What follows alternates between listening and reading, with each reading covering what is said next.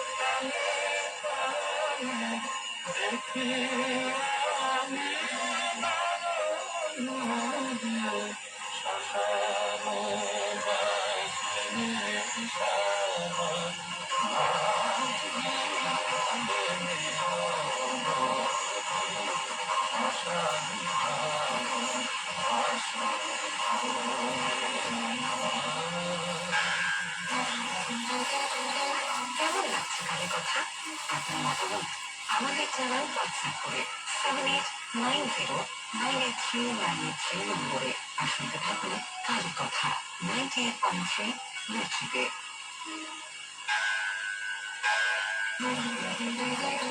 ঘুরে গানের সঙ্গে মিশে যাক মনের আশীর্বাদ।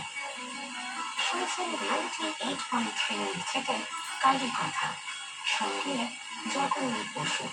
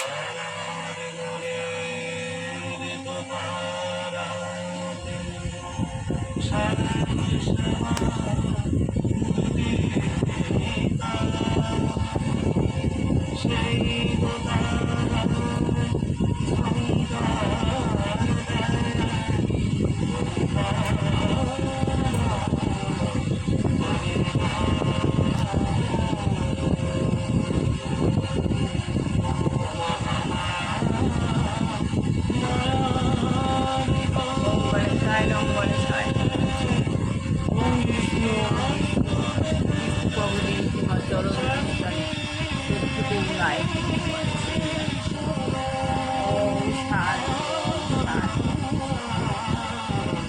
চলুন আমরা কীভাবে মেডিটেশন করতে হয় সেটা শিখে নিই। আমি আত্মা শান্ত অবস্থিত দেবতা ছিলাম সেটাই দেখবার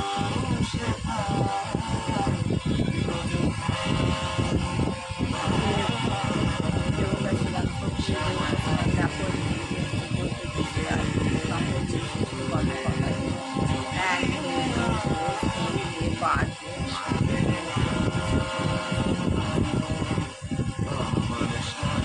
দেহটাকে উপরে তুলে নিয়ে যাবো, উপরে উঠে মূল অর্ধ শাখা একটা বৃক্ষ আছে,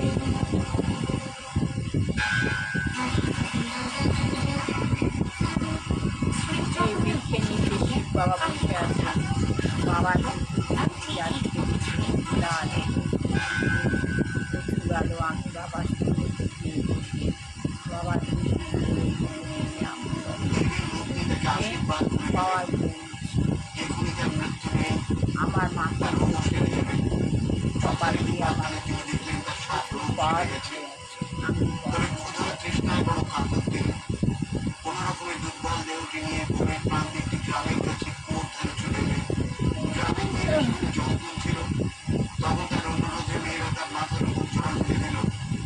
তাতে তিনি সুস্থ বোধ করলেন।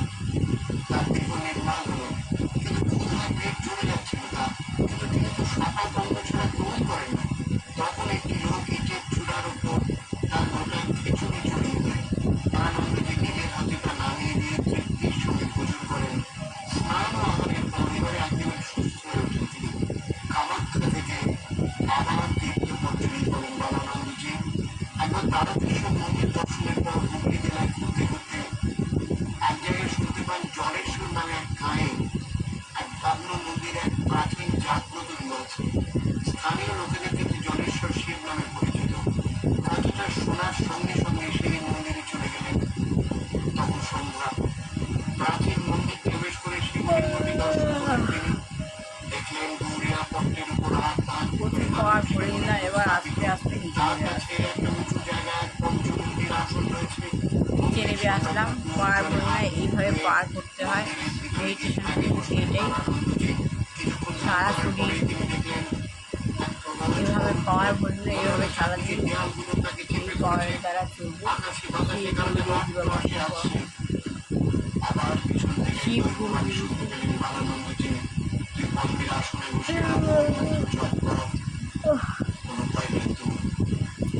সঙ্গে সঙ্গে পঞ্চমন্দির আসনে বসে জপ করতেন। প্রকৃতি শান্ত হয়ে উঠল।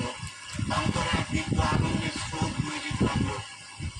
তিনি বুঝলেন দেবাদিদেব মহাদেবের কৃপা লাভ করেছেন তিনি। এইভাবে তার জীবনের প্রথম দিকটা তিনি যেভাবে জপ ধ্যান যোগ সাধনা করেছেন এবং তার মধ্যে যেভাবে মানব সেবায় কাজে লাগিয়েছেন।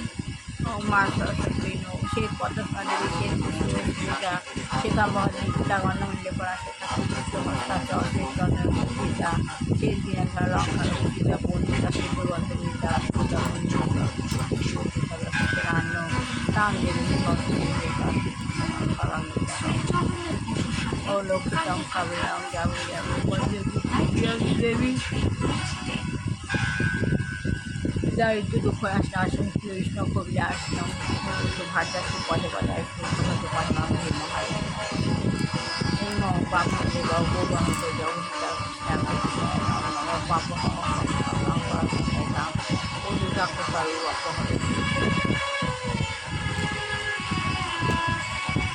কৃষ্ণায় বন্ধুদের এই কৃষ্ণ করুণা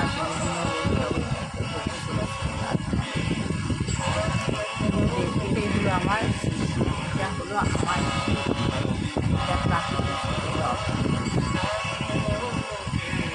গুরুদেবের জন্মমাসে সেটাই আমার কাছে তার আগে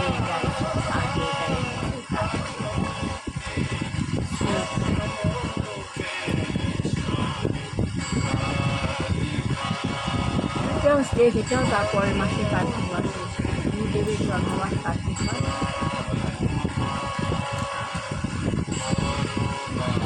পরজনে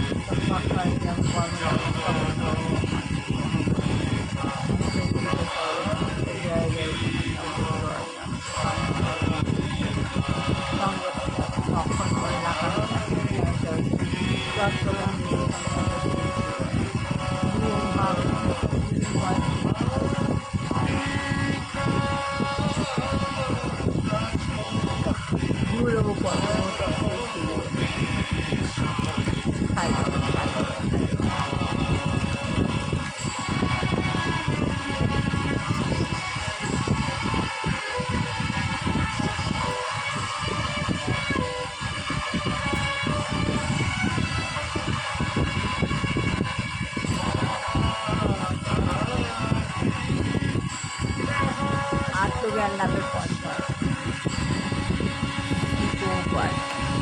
8 জ্ঞান লাভ না করলে মানুষের জন্ম বৃথা, তার জন্য এই বইটা পড়া।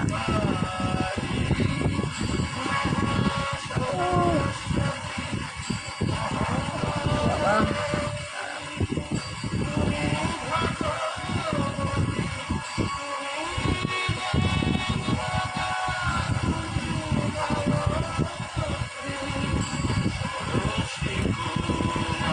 অনুকূল ঠাকুর আমার বৌমার বৌমার সঙ্গে আমার যোগাযোগ করে।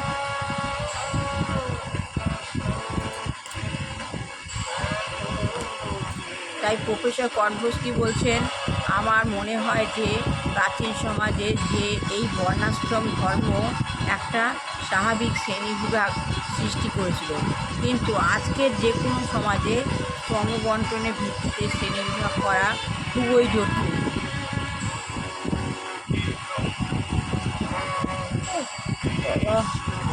খুবই জটিল এবং বিভ্রান্তিকর।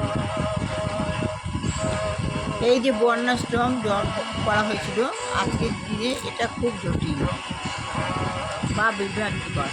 তাই এখন সমাজকে এই 4টে শ্রেণীতে ভাগ করতে গেলে অনেক বিভ্রান্তির সৃষ্টি হবে। এখনকার দিনে যদি সমাজকে 4টে শ্রেণীতে ভাগ করা যায়, অনেক বিভ্রান্তি হবে। শ্রী প্রভুপাদ বলছে বিভ্রান্তির সৃষ্টি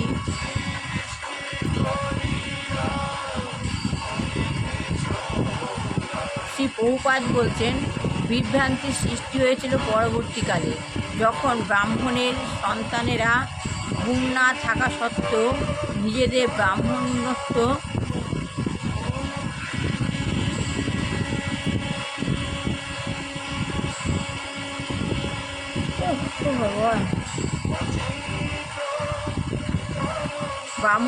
দাবি করলো এবং লোকেরা কুসংস্কারচ্ছন্ন হয়ে সেই দাবিকে সামাজিক রীতি বলে মনে করে তাদের ব্রাহ্মণ বলে স্বীকার করে। তাহলে বিভ্রান্তির সৃষ্টি হয়েছিল পরবর্তীকালে। তখন ব্রাহ্মণ সন্তানেরা কী করেছিল, ব্রাহ্মণের সন্তানেরা গুণ থাকা সত্ত্বেও নিজেদের যে ব্রাহ্মণত্ব দাবি করল। এই ব্রাহ্মণত্ব দাবি করে লোকেরা কী করলো, কুসংস্কারচ্ছন্ন হয়ে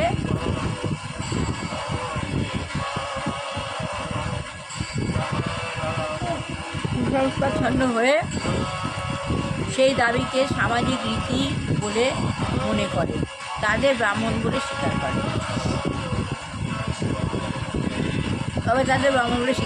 তার ফলে ভারতীয় সমাজ ব্যবস্থার মধ্যে ভাঙন দেখা দিচ্ছে। তার ফলে ভারতে কী হলো, ভাঙন দেখা দিচ্ছে। কিন্তু আমাদের যে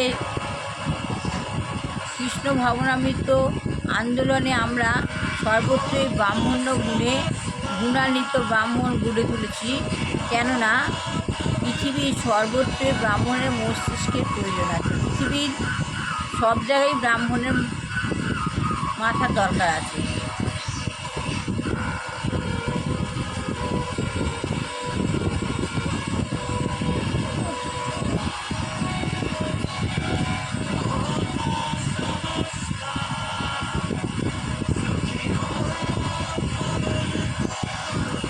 পৃথিবীর সব জায়গাতেই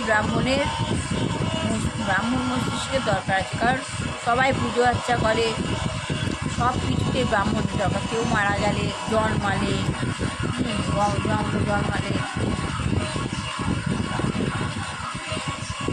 ব্রাহ্মণ ছাড়া কোনো কিছু হয় না।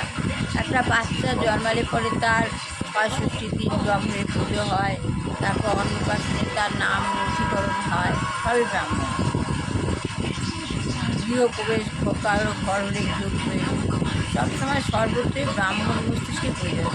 মহারাজ পরীক্ষিত যখন সম্রাট ছিলেন তখন রাজত্বে একদল ব্রাহ্মণ ও মহাজ্ঞানী ঋষিদের নিয়ে গঠিত একটা উপদেষ্টক মণ্ডলী ছিল।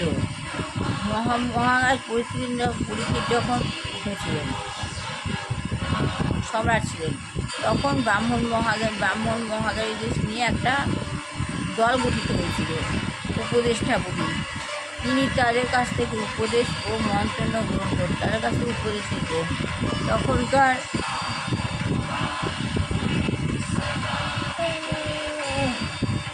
তখনকার দিনে সম্রাটেরা স্বাধীন ও স্বেচ্ছাচারী ছিলেন না। প্রাচীন ভারতের ইতিহাসে আমরা দেখতে পাই কোনো রাজা সুদক্ষভাবে রাজ্য পরিচালনা করতে না পারে, কোনো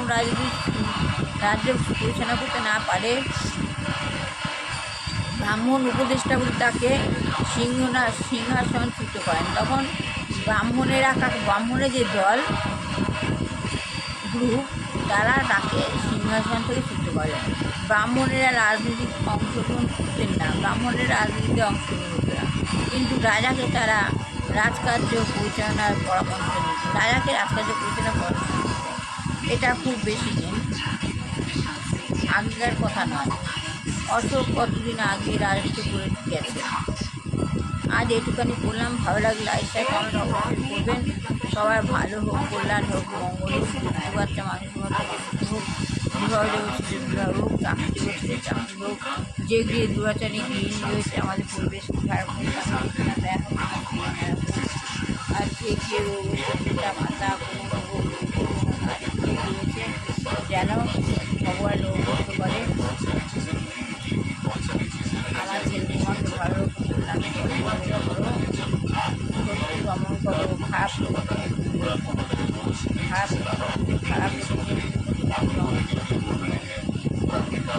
কালে বাজে তবে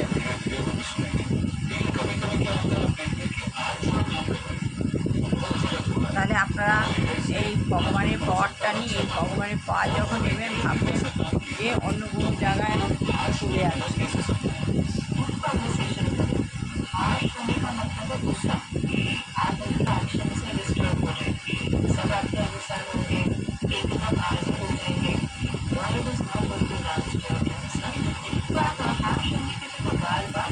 তাহলে এটাকে বলে, এই মেডিটেশনটা বলা হচ্ছে সাম্ভবী।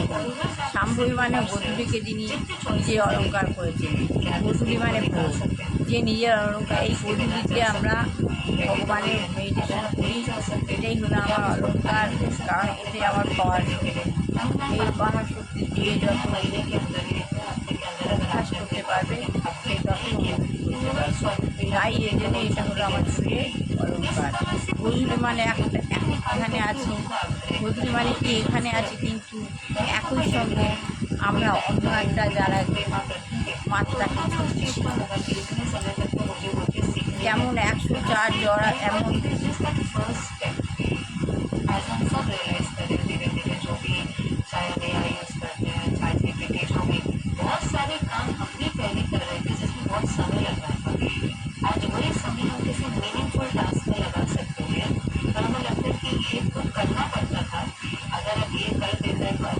যখন মানুষ অসুস্থ থাকে তখন মেডিটেশন করতে পারবে না, কিন্তু যখন ভালো হয়ে থাকবে মানুষ তখন তাকে কী করতে হবে, এক্সারসাইজ করতে হবে, ইম্প্যাক্ট করতে হবে।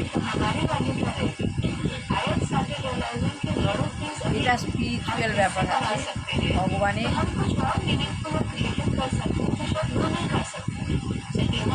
মানুষের কী হয়, মেডিটেশন করবে, এনার্জি গ্রো হবে, এনার্জি বাড়িয়ে দেবে, শরীর সুস্থ রাখবে এবং আমরা বেরিয়ে আপনারা ভালো লাগে লাইফে আপনার ঘরে পাওয়ার